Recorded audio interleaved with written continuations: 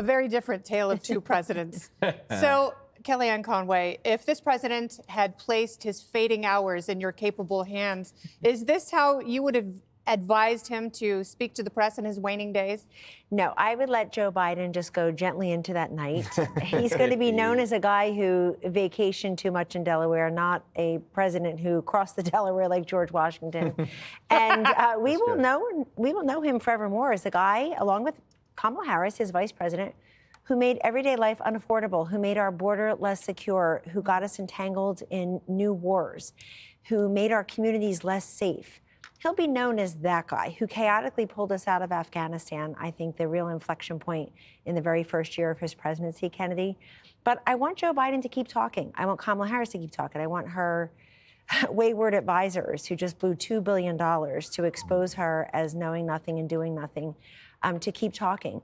But Joe Biden needs to have a little self-awareness here, friends. He needs to understand that it's because of him and Harris it helped President Trump get elected. President Trump beat Hillary Clinton, another miserable woman who didn't speak well and inspire America, and who can't get over the last war. But he beat Joe Biden this time in part because people wanted Trump back, but it's also they just want an end to this chaos and crisis. They want an end to the high prices, the 10 million people pouring over the border, the wokeness, the lack of fairness. People open up their phones and they see illegals coming here and getting cell phones and cash and debit cards and clothing and free hotel rooms, and they say it's just not fair. So when Joe Biden, specifically, I want to make this point about tariffs, Scott Bessent, who's the incoming Treasury Secretary nominee of President-elect Trump, wrote a brilliant op-ed on FoxNews.com a few weeks ago. And he says, listen, tariffs have been around for a long time to A, raise revenue, B, protect vital industries in this country, and Donald Trump has added a third one, C, to use as a negotiating tool to get cooperation on illegal immigration, on the drug crisis, on perhaps on exports.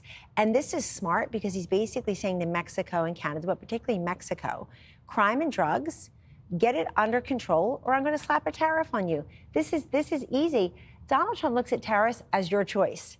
It's your choice. You can make stuff in the USA, have a 15% corporate tax rate instead. You can get your fentanyl the heck out of our country and our kids' veins and our communities and our co-workers' bodies, or you can face a tariff. So, Leslie, when I see, the almost former president speaking like that, he's a man of tenacity. He's a wordsmith. He's talking to firefighters, so clearly he's a patriot. And, I wistfully watch and listen to those words, and I think if that Joe Biden had just continued running for office, I think he'd be on the precipice of his second term right now. Your thoughts? I don't agree with you. What? No, I don't agree with you because when you just look at the data, the exit polling, honestly, it didn't matter.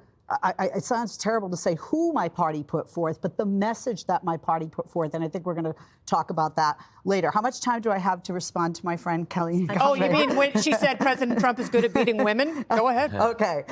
Lots of stuff here. First of all, how lame is it that we have 3 Americans coming home from China who were unlawfully detained, and in the same week that we have an American proposal that we led the way to a ceasefire between Israel and Lebanon. Those are great for America. Those are great for the world, the people of Lebanon and Israel.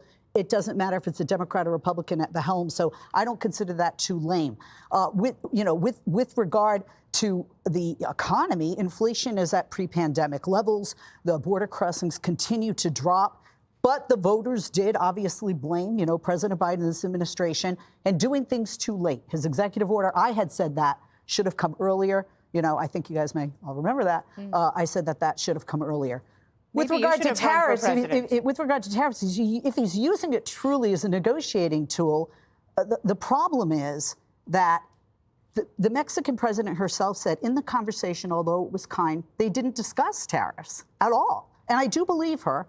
And when he talks about migration, she campaigned on that prior to June when she was elected. And that didn't have to do with Donald Trump being elected because he wasn't yet. It didn't have to do with the United States at all. It had to do with her people. It's part of the reason she got elected because there are people in Mexico that are getting tired of migrants coming from the Central American countries, passing through their country. Doesn't have to do with the United States and our border. And then, of course, he does say that she was willing to close the border, and she said emphatically that that was not correct. Interesting. I got more, but I'll share. Tom. So Leslie wants President Biden to get credit for some of these late in the game foreign policy deals. Yeah, I think it's great that you are showing some bipartisanship by giving President Trump credit for those things he's getting done before he gets in office. I think you really. I did not do that. That's really good news for you. Will he get credit if things go well?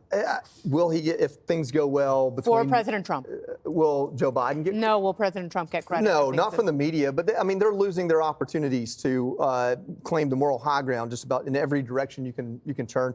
This idea that he's some goblin or bigot or all that's out the window. Nobody's buying that anymore, and they're slowly figuring it out. Joe and Mika, they're having lunch and figuring it out.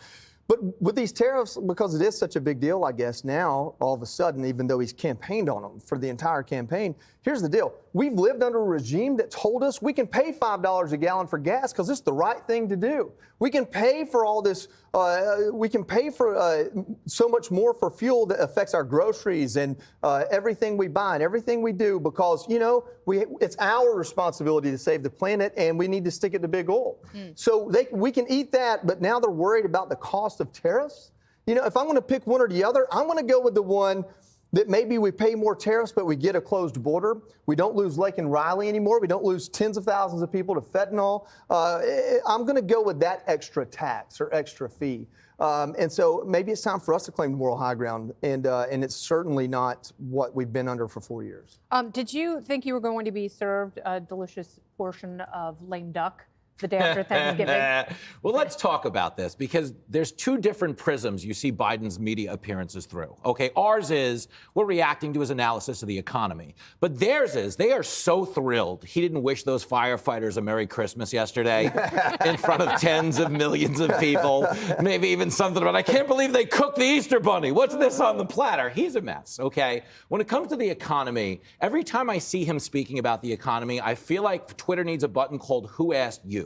Okay, because 35% of Americans think we're headed in the wrong direction. He kind of acknowledged that, tried to blame the press and say it was messaging. You don't see a lot of good news on the news, which is kind of a cell-phone because there's not a lot out there. But that being said, you understand people don't get their message. And this is a really condescending attitude a lot of people in the liberal media have. They say, it's a messaging problem. People don't get their messaging on the economy from the media. They get it from the cash register. They get it from their bank account. That's right. We're living in the golden age of people selling pictures of their feet, okay? That doesn't happen when the economy's booming, that okay? Was you? Well, listen, it's my wife's profile picture, but yes, I hate to disappoint you. The money comes in better with her face than mine, but yeah, When the rent don't pay you itself. advertise her as Jenny Hobbit. Certainly wasn't me. All right. Well, coming up, we've got a top Democrat donor who is ripping the Harris campaign for flushing over $1 billion down the toilet while getting outsmarted by Barron Trump. That's next. Stay with us.